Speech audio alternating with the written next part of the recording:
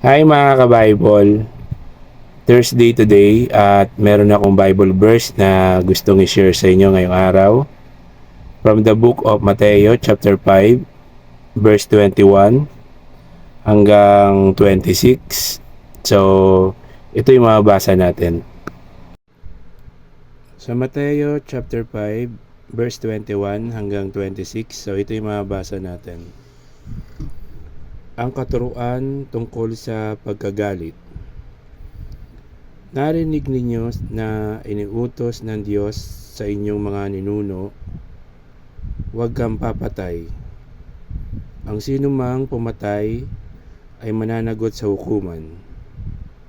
Ngunit sinasabi ko naman sa inyo, ang sinumang napupuot sa kanyang kapatid ay mananagot sa hukuman.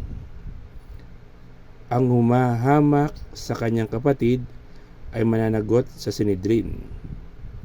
At sino mang magsabi sa kanyang kapatid, ulol ka, ay nanganganib na maparusahan sa apoy ng impyerno. Kaya't, kung mag-aalay ka ng handog sa dambana para sa Diyos, at naalala mong may sama ng loob sa iyo ang iyong kapatid, iwan mo muna ang iyong handog sa harap ng dambana at makipagkasundo ka sa kanya, pagkatapos magbalik ka at maghandog sa Diyos. Kung may ibig magsakdal sa iyo, makipag-ayos ka agad sa kanya bago makarating sa hukuman ang inyong kaso. Kung hindi ay dadalhin kanya sa hukom at ibibigay ka nito sa tanod at ikukulong ka naman sa bilangguan. Tandaan mo, hindi ka makakalabas doon hanggat hindi mo nababayaran ang kahuli-hulihang piso na dapat mong bayaran.